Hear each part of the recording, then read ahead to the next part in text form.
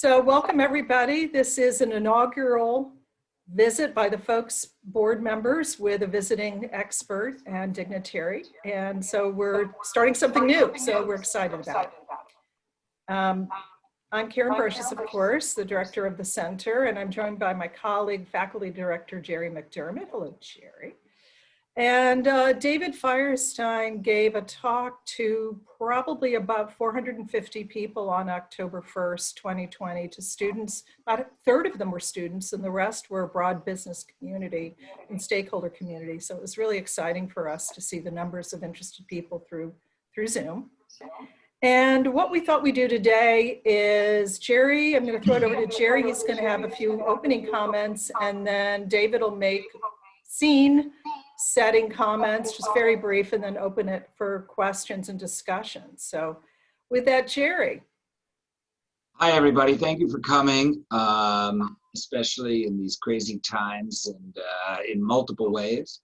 And indeed, you know, what was the famous saying by the Chinese? May these be interesting times, with multiple meetings on that. And if anything, the last 2 weeks have given great depth to those remarks, and good that we're talking about China. As you know, we had David in October 1st, I think it was, right. In a very successful forum where we had, I think, about 400, almost 400 people online, including some very interesting dignitaries from China and the US.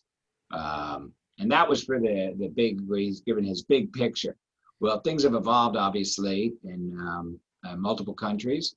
And we thought it would be great to just have a small group from the board sit in and speak with David and really just ask him now things that you wouldn't be really to ask him on a forum for a number of reasons, but largely because of time and space, that start things that have been on your mind. And I know all of you that I'm looking at and others really are thinking about these issues with China going forward. So David, if I'm going to turn it over to you, and maybe you want to give us some opening remarks, and then we'll turn it over to everybody else to jump in. That sounds great. Well, Jerry, thanks so much. Karen, thank you. It's really a privilege to be with you all. I'm so happy to have this opportunity. I'm a big fan of the University of South Carolina and the Moore School and the Folks Center. Y'all are doing some amazing work, and I'm just delighted to be, engaged with y'all in various ways. I thought I would just say just maybe really a few words so that the great majority of our session is really just purely interactive and focused on what you would like it to be focused on. Both Karen and Jerry know that I can certainly, you can wind me up and I can speak for 60 or 75 minutes, but I think in this type of a more intimate setting, I really look forward to our conversation. But just to kind of set the scene, as Karen noted, I think we're at a remarkable and pivotal moment in the U.S.-China relationship. The relationship is under enormous duress and strain, as I think everybody is very well aware. We're coming now to the very end of the 4 years of the Trump administration, and a very different approach to China than we'd ever seen under presidents of either party in the past.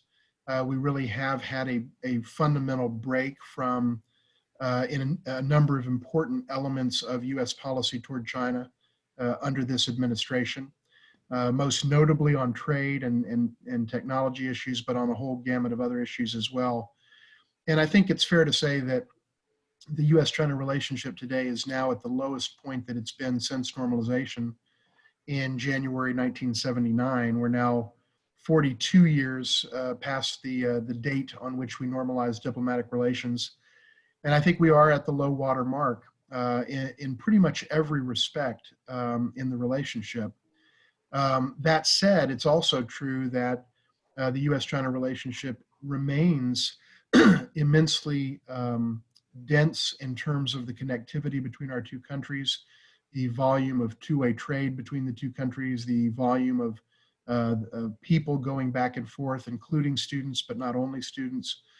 And so even at its worst, which I think we are where we are now relative to where we've been since normalization, The relationship is still immensely consequential, extremely dense in terms of ties and engagement on a whole host of issues.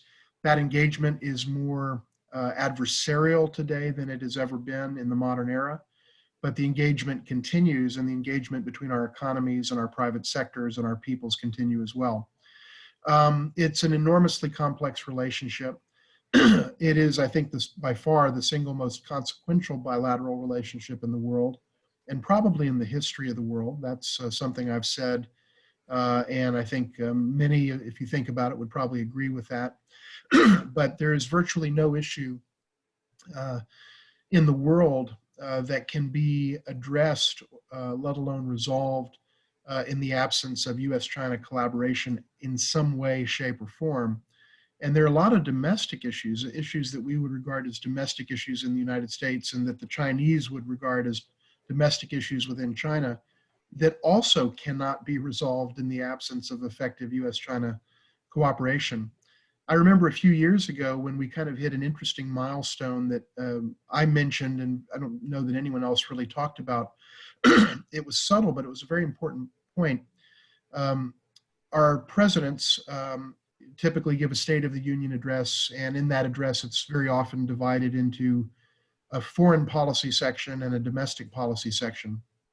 And starting in the year 2010, and then really it became amplified in 2011, 2012, and beyond, China shifted from being a foreign policy issue talked about in the foreign policy section of the State of the Union address to a domestic policy issue spoken about by US presidents exclusively in the domestic policy section of their address to the nation. And I think that signified, in my judgment, I picked up on that right away because it was such a striking thing to see that it really drove the point home that there are now many issues in the United States that are domestic issues that still are very deeply affected by China and by the US-China relationship. Fiscal issues, prosperity issues, technology, research and development, things that are happening in our private sector, things that we traditionally regarded as kind of our own issues are now also not immune from the ebbs and flows of the US-China relationship. So it's a vitally important relationship. It is really important for our nation, the United States, that we get this right. It's important for China, certainly, as well. And it's important for the world. You're dealing with the two largest economies in the world. You're dealing with, speaking in South Carolina terms, China's largest source of imports and largest destination for exports. Number one in both cases for the state of South Carolina, to say nothing about how important China is for the nation as a whole. And so it's an immensely challenging relationship, but one that we have to get right. And we, in any case, have to do a better job of managing on both sides. Things have really deteriorated over the last several years across a wide range of issues, from obviously trade and investment, probably right at the forefront, but also including human rights issues in Hong Kong, the issue of Taiwan, the issue of the South China Sea, and a variety of other topics as well.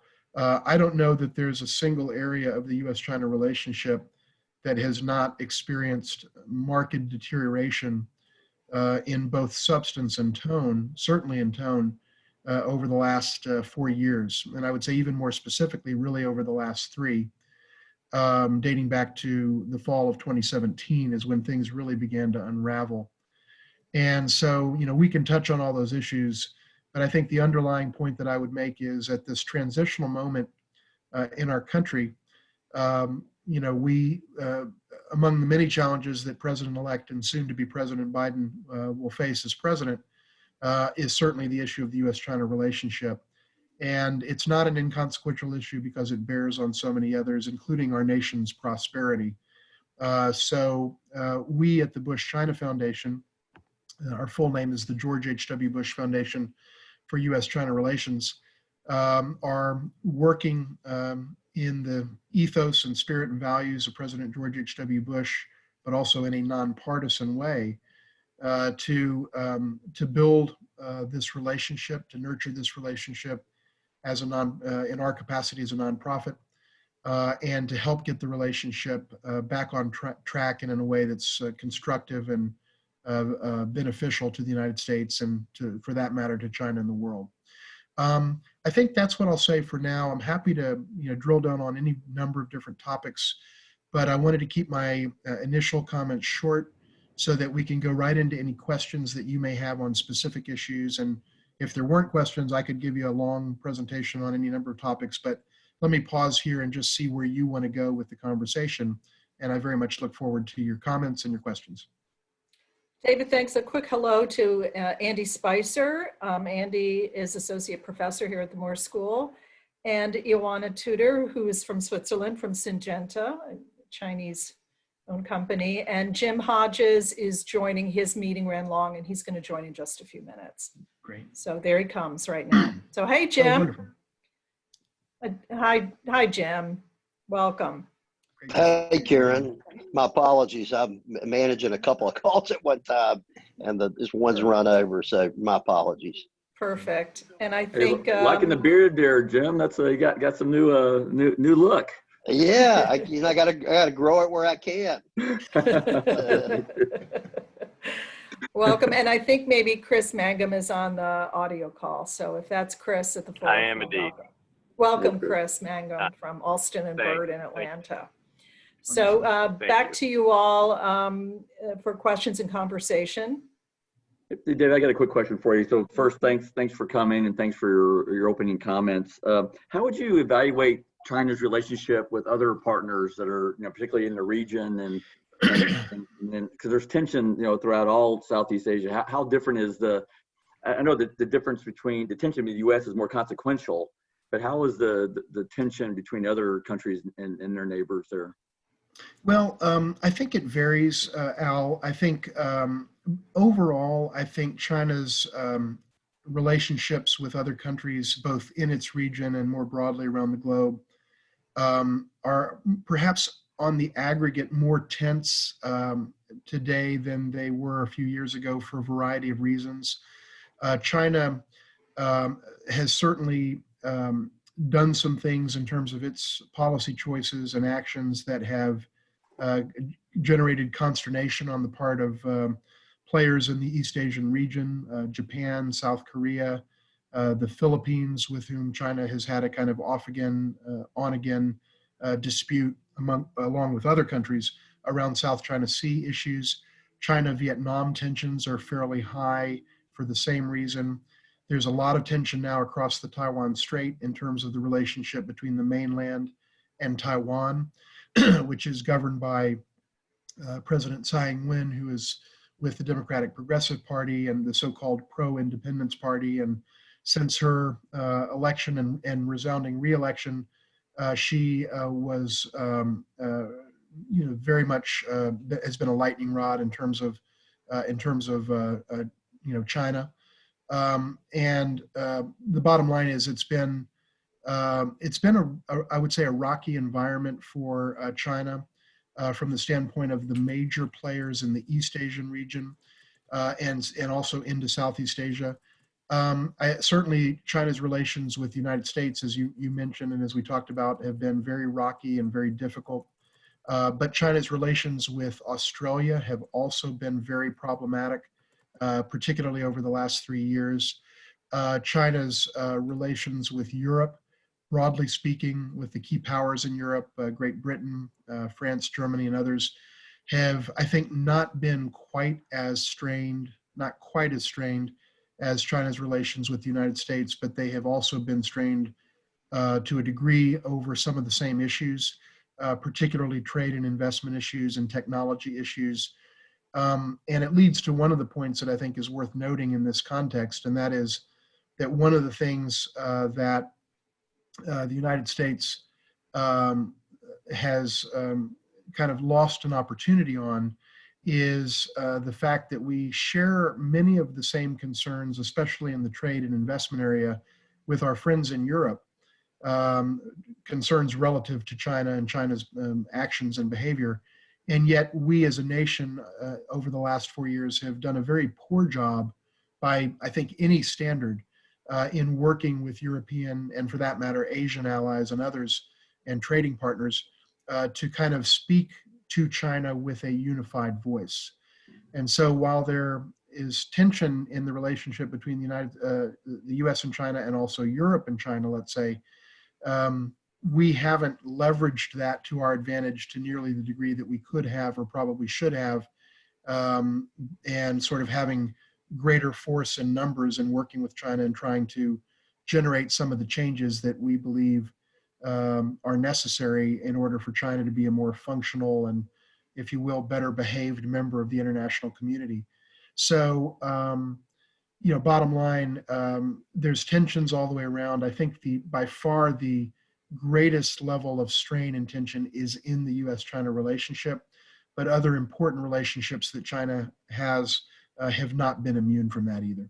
So a quick follow-up question. So China's smart, they must sense this too, right? They know they have all these adversarial relationships.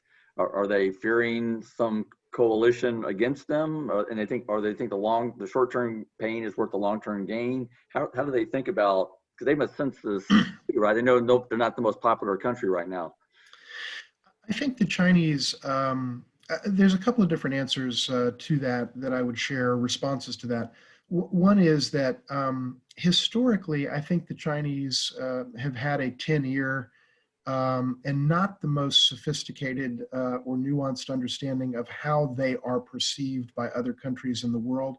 I think it has improved over recent years, but the fact is, China has not always been very attuned to perceptions of it in the world.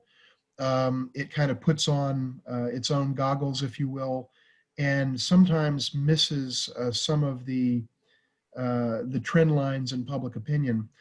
There has been an incredible deterioration that's been very measurable deterioration in world sentiment toward China, and that has certainly been true in the United States. It's been documented in Pew and Gallup polls and many others. But Pew, for example, has done a lot of work on the US-China relationship and US public perceptions and elite perceptions of China. And there's been the most dramatic deterioration in US public sentiment toward China that we've seen since 1989 in Tiananmen. There was a huge shock at that time. We've never seen another sizable shock like what we see now until this moment.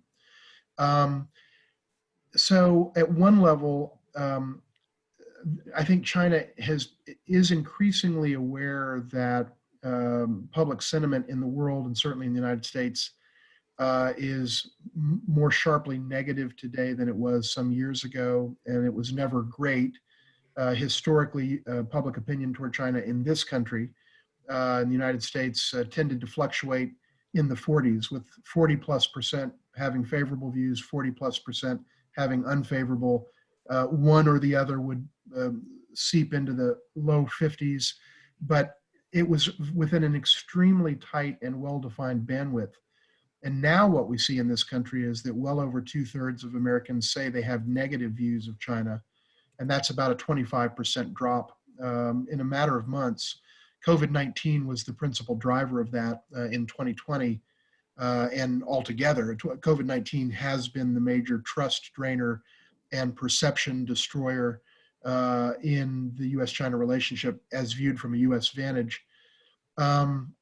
There are other issues, but even the trade war didn't generate this change in perceptions.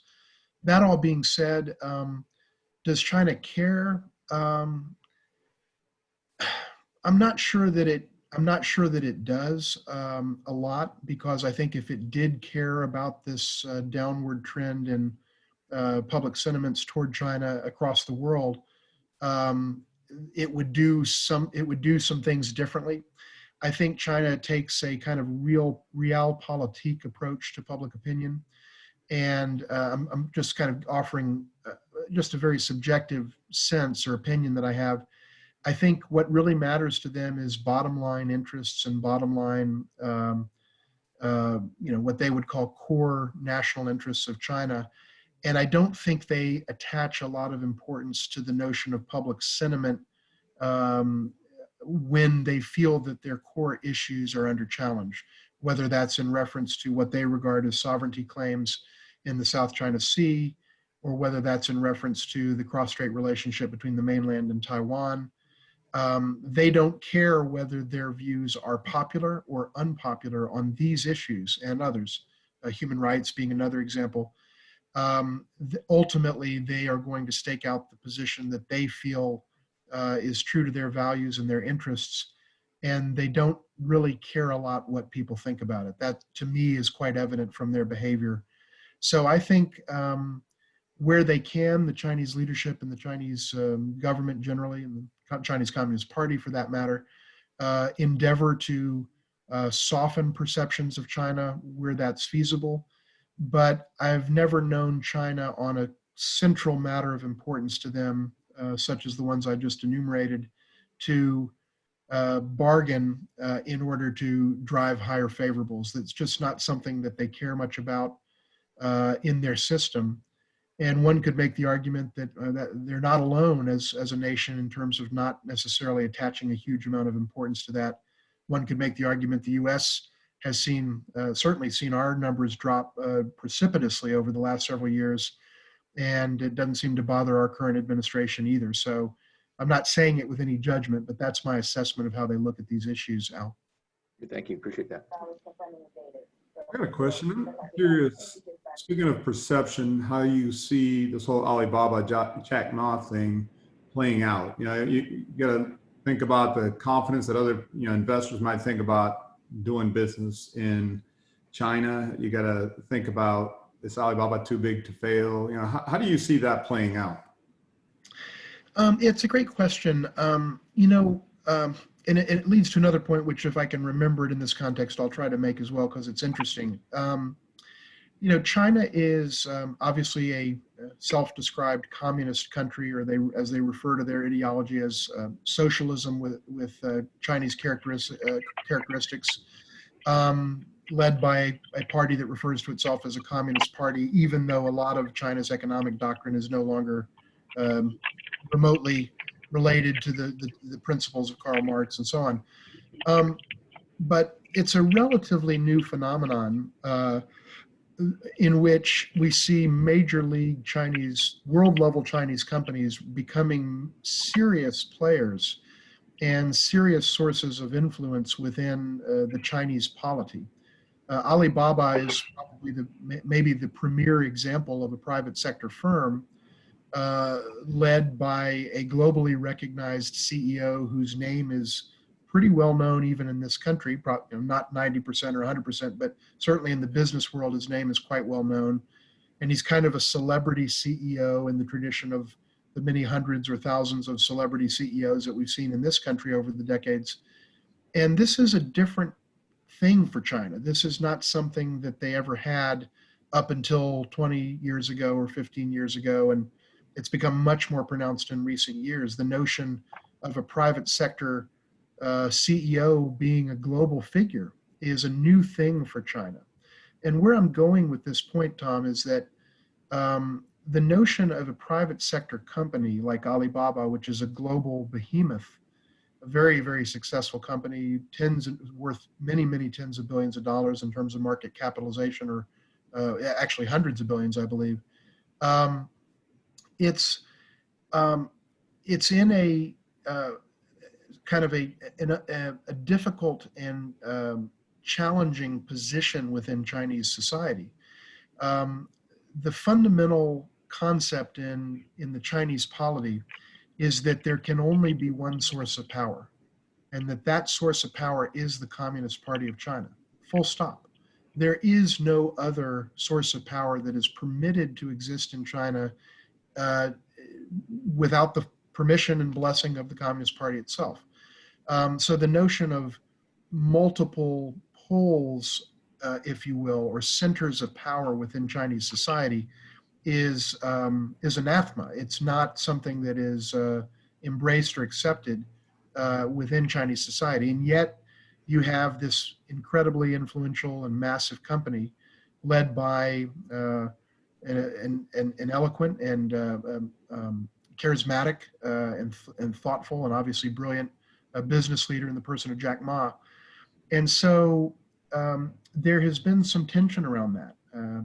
And ultimately, I think what we've seen over the last number of years and in recent months and weeks is that China has a certain threshold of forbearance within which it will accept companies, whether it's Alibaba or Ant or other major players in the Chinese economy.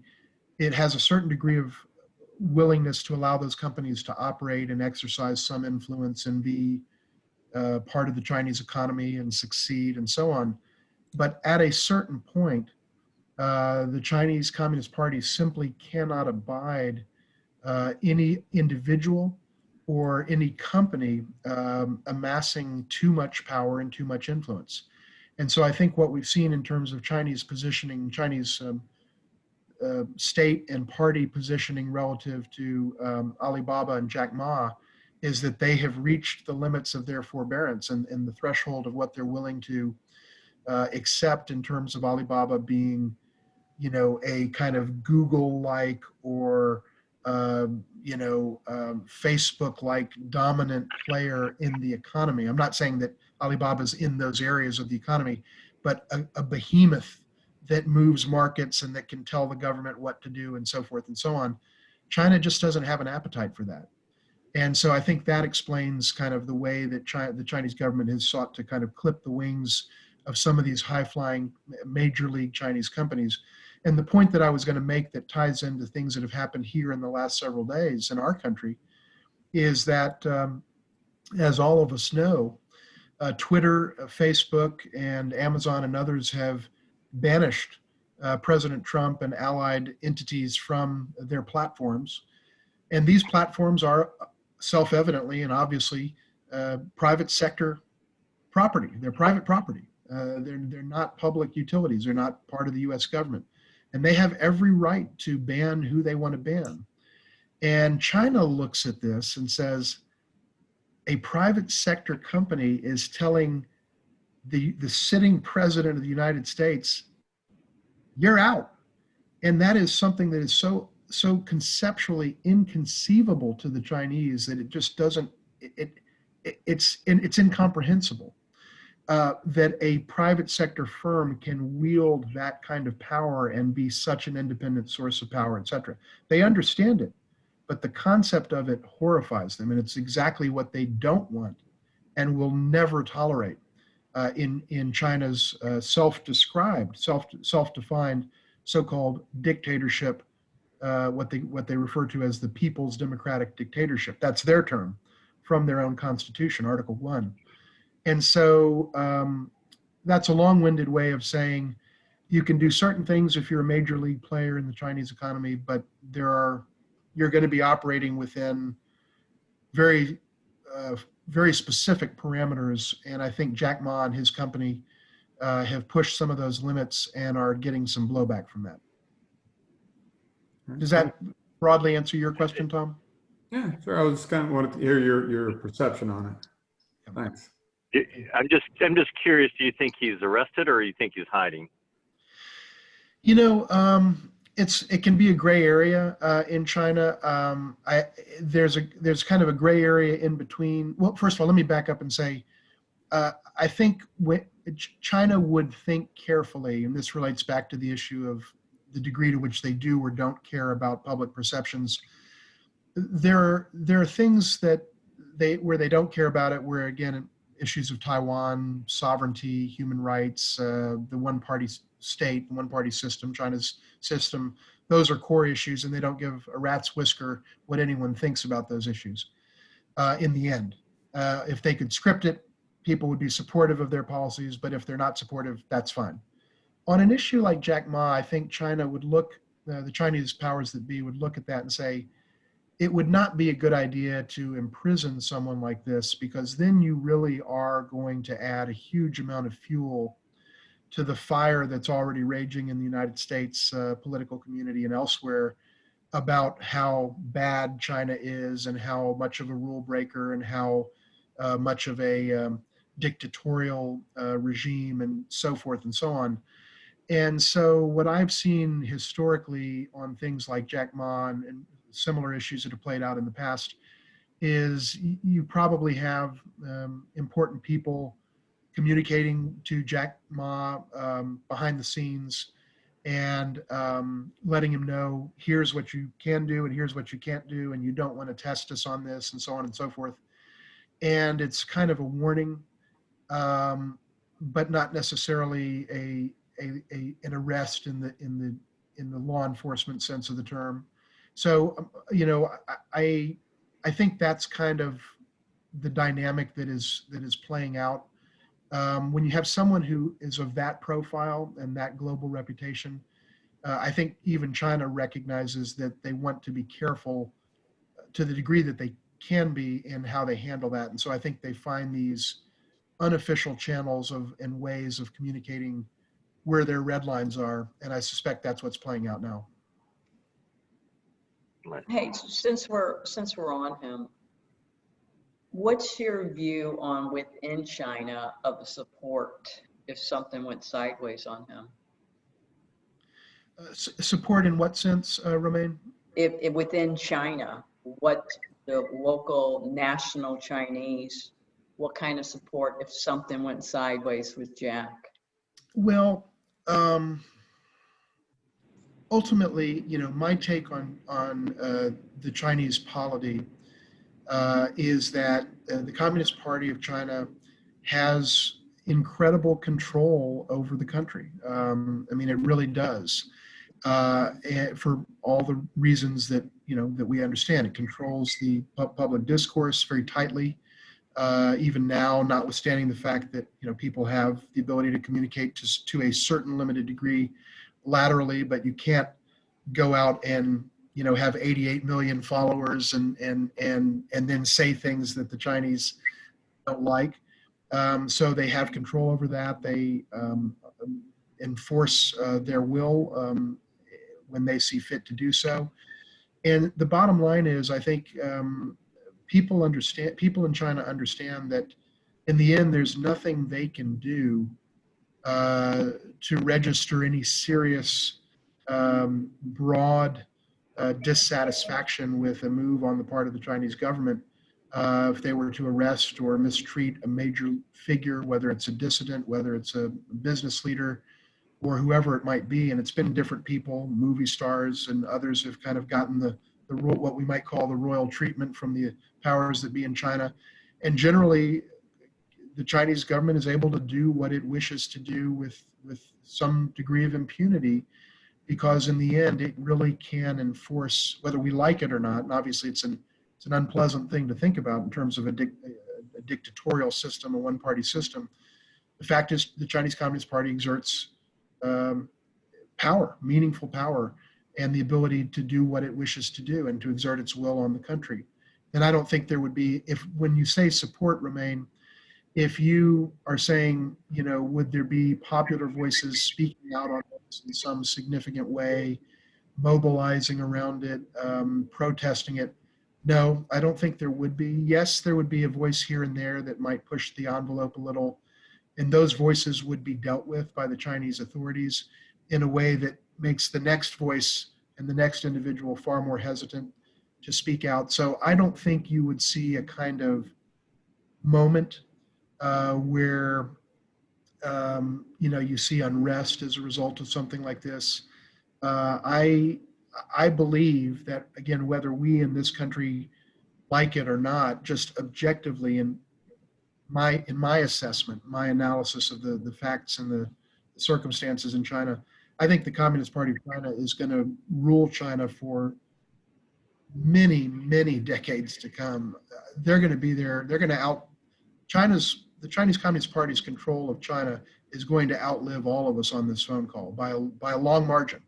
Right. And if anything, the control is getting tighter and more effective. And I just don't see, again, black swan events happen. By definition, they're black swan, and I'm not necessarily the best at predicting black swan events, such as 9/11 or the election of Donald Trump as president or various other things. But I just don't see, I don't see that that type of a protest is possible in China today or would be tolerated. And, If that and I addresses. can't, this is Chris Mangum. I'll just add, I have an office in Beijing, and the staff in my office in Beijing, when these people get arrested, they tend to get arrested for corruption. And these people are generally vastly wealthy. And I can tell you, amongst the staff in my office, they tend to believe that these people are corrupt. I mean, they tend to believe what the government is telling them, that these people did something wrong. And so you don't get Right. this, at least I haven't seen it amongst the sort of normal working people, you don't get a groundswell behind these wealthy people who've gotten wealthy. When the government says they did something wrong, and typically it's a corruption charge, they tend to believe it. Yeah, that's completely consistent with my experience as well, by the way. Right. David, where are the opportunities moving forward for the Biden administration to try to reset the relationship to the extent they want to reset it? I mean, are there a handful of things where you think we can, for instance, try to improve regional trade opportunities Yeah. and investment? I'm just curious about where you think the spots that they might focus on in the next year or two. Yes. So I think that's a great question. And there's a few things. First and foremost, Joe Biden, when he was running for president, and his running mate Kamala Harris, both stated many times that they felt, and as some of you that may have heard me on October 1st, you know that I've been on this issue for 3 years now, that the Trump tariffs have been very self-destructive to the United States. They've been misguided. They've hurt us. They've actually increased the deficit exactly the opposite of what they were supposed to do. And quite predictably, they ended up making things considerably worse, et cetera. I think that at some point in time, not immediately, not a day one, or maybe not a first 100 days thing, but at some point, I think the Biden administration is going to get the United States off of, at least to some degree, off of these Trump tariffs, these job-killing and self-destructive Trump tariffs that have hurt so many commercial interests in the United States and that have exploded the U.S. deficit with China. That will happen. There are the political optics around it, but there is an opportunity for the Biden administration to do something different and to do something smarter on trade with China, and to actually improve the status quo for the United States relative to where we've been since the tariffs were put in place.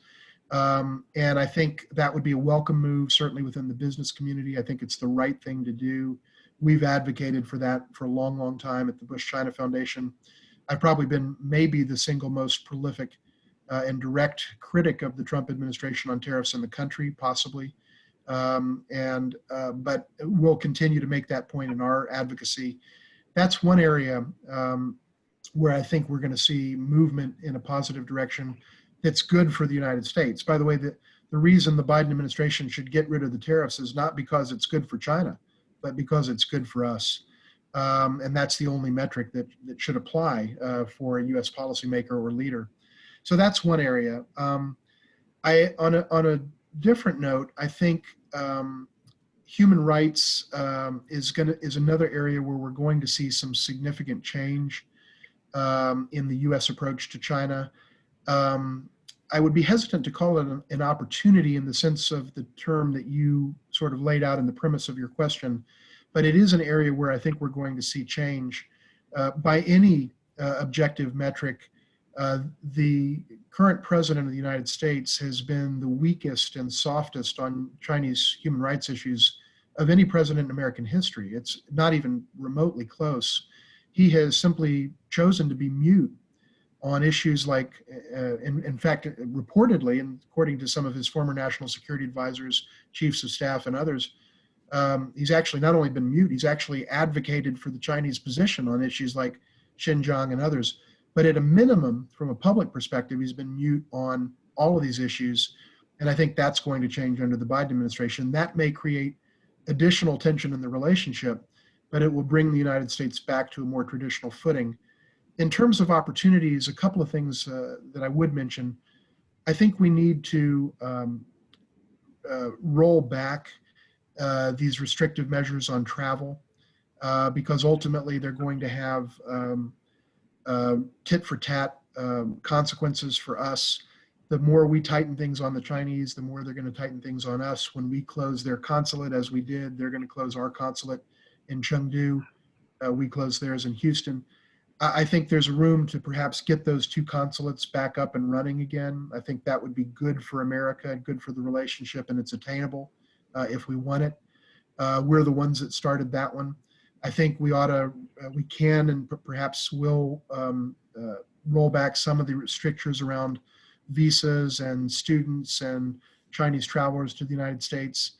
I think we will probably see a rolling back of some of the anti-legal immigration measures that this administration has put in place around things like H-1B visas and related types of work status. It's not just that the Trump administration has waged a war on illegal immigration, or at least rhetorically waged such a war, but it's actually waged a real war on legal immigration. I think this administration will roll that back. And I think in terms of climate, obviously, I think we'll see a different approach in the United States in terms of the Paris Accord, but also in terms of how we work with China. That's an opportunity. There may be an opportunity around North Korea that is, it's a tough issue, and it's not going to be, one that's easy to resolve.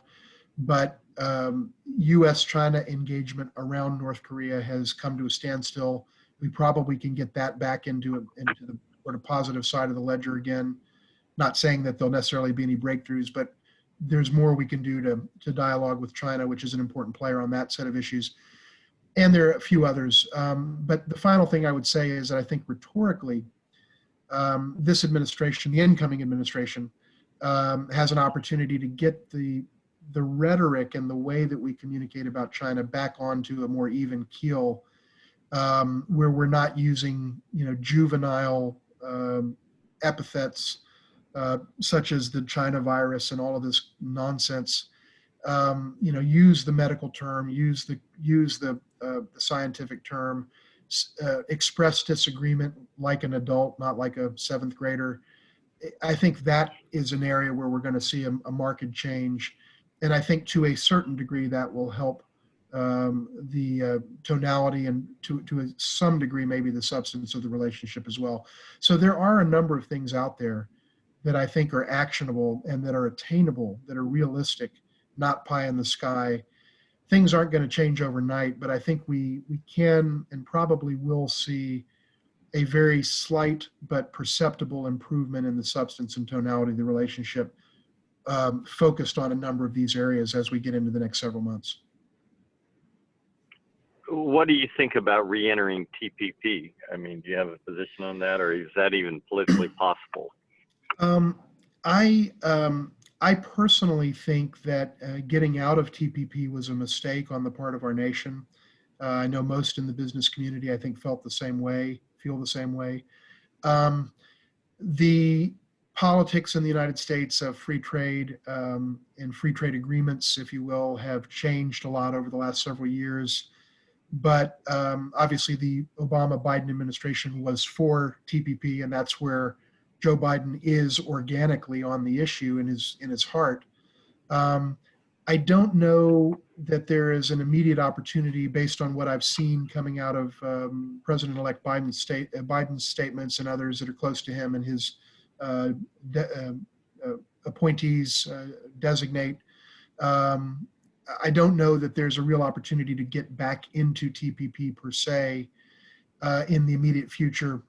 But I think that the general trend line under this administration is going to be back in the direction of, frankly, what Obama, Biden, and the Republicans in Congress did in late in the term of President Obama, and that is to move back toward a posture of embracing free trade agreements. The milk spilled. We can talk about it or cry over it. It was, I think, in my personal estimation and the estimation of many, a really bad decision that hurt us, helped China, and didn't address any of the issues that Donald Trump said he wanted to address.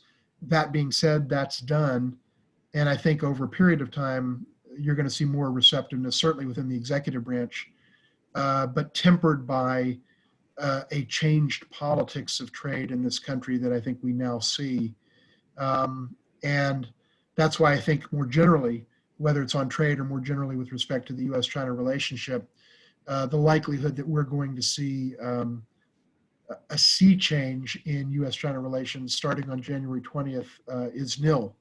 But I do think that at the margins, we will see some moves to get things back on track. I hope that we engage more around TPP or the other comprehensive Asia trade pact that was signed a few weeks ago, also without us. There is room to engage and potentially room to do some things that are very good for our country and for our country's business community and for our workers. David, I got a question for you. I mean, I've been traveling to China for over 20 years and have a lot of friends and colleagues over there, have a lot of private conversations. And I think forever there's always been that, that they've embraced, in private conversations, they've all embraced the democratic ideal in one way or another as something to strive for, you know, going back to Tiananmen Square and elsewhere. But it seems lately, and I don't know, just some conversations that I have, that's eroding away to some degree of whether the actual Chinese population really see, you know, for even the events of last week. I mean, looking at us and saying, is democracy really the form of government that we want? I'm just curious to know, is that something you're seeing or? Yeah, Tom, it is something I'm seeing, and I've been seeing it. I think your assessment is correct, in my opinion. And it goes back further than just the incredible events of the last week, or even further than the Trump term of office, Donald Trump's presidency. But it certainly has been exacerbated over the last 4 years. I really believe in my heart, and there's a lot that one could say, but just to kind of come to the key point here, I really believe in my heart that the Chinese leadership believes that it has a better system than ours relative to China's own self-defined objectives. China wants to be able to, the Chinese leadership wants to be able to get things done decisively and quickly once they've made a decision. They, if they want to build a road, they don't want it tied up in lawsuits for 40 years. I say 40 years, I'll give you an anecdote in a second that's not hyperbolic. They want to do it now, and they don't give a rat's whisker what that one holdout thinks, and they're going to exercise what we would call eminent domain, and they're going to get it done. Well, like they built the hospitals in 10 days. They built the hospitals, they build structurally sound US standard buildings that go up in a fraction of the time that we build them. They built, they're the world leader in high-speed rail. They've poured massive amounts into quantum physics and artificial intelligence in a lot of technology areas. They have this made in China 2025 concept of becoming self-sufficient in these 10 strategic areas. And they don't want democracy getting in the way of that. And what I think we've seen is that Chinese, in some ways and in some conversations, not necessarily, they wouldn't put it this way publicly on the record most of the time, but what I think they've stopped, what I think has changed, and I think it's consistent, Tom, with what you've just said, is I don't think they feel the need to go through the motions of pretending that they aspire to Jeffersonian democracy. They don't. They don't want Jeffersonian democracy. They don't think Jeffersonian democracy would be good for them. They don't think Trumpian democracy, from what they've seen in the last 4 years and in the last 7 days, is what they want. They want to be able to ram things through their system and get things done, and they're relying on their own ability, self-assessed ability, to be enlightened. And of course, there are fundamental problems with this because there's issues of corruption, and there's issues of, if you don't have competing poles of power, how do you know that you're getting it right? You don't test things in the market of ideas. You don't test things in the political market. You know, you can make colossal mistakes, and China's done that in its history, as we all know. Cultural Revolution, Great Leap Forward, and many other examples. But what they're banking on is that they've learned those lessons and they can be enlightened dictators. And I use the term dictator because that's the term the Chinese Constitution uses, people's democratic dictatorship. And they don't want to emulate our system. They have a different model.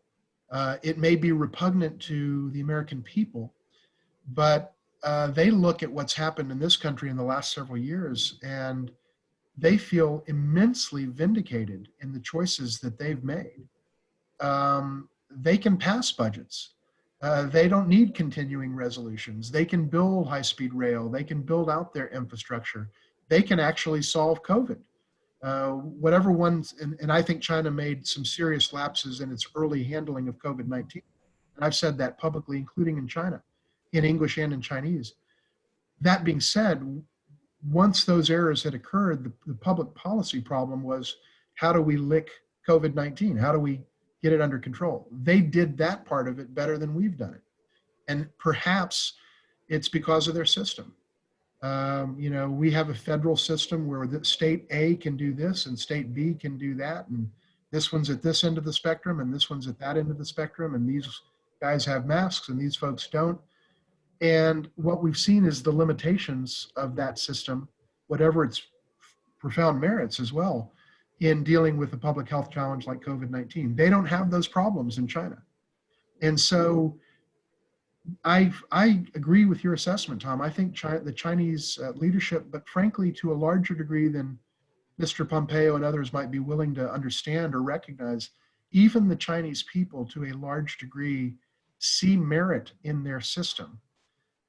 They see the problems too, don't get me wrong, but they see that their system can do things and can perform and can put a man in space, only the third country to do so, and so forth and so on. The list of achievements is not inconsequential.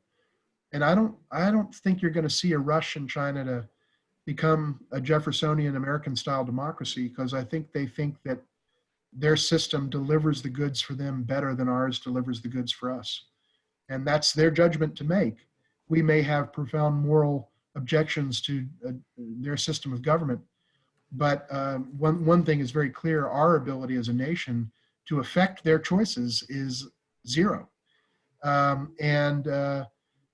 mean, in any fundamental way. And one thing I will say, I'm sorry to be long-winded on this, but I'll just make this one point. I've been a very strong critic of the Trump administration's approach to China in a whole variety of areas. I've almost always attacked, critiqued Trump's policies toward China from the right, not from the left. And one other example of that is the fact that some of China's most pronounced and egregious human rights abuses didn't start until Donald Trump became president. And here I'm speaking about what is happening in Xinjiang. The notion that Donald Trump has been tough on China is the most laughable thing I've ever heard. They have done so many things on Trump's watch that they would never have dared do on Obama's. And the empirical record is what it is. The Xinjiang roundup didn't start until March or April of 2017 because the Chinese, in my opinion, felt they could get away with it under this president. And they have, and he hasn't said anything about it. In fact, according to his former national security advisor, he praised China for doing it.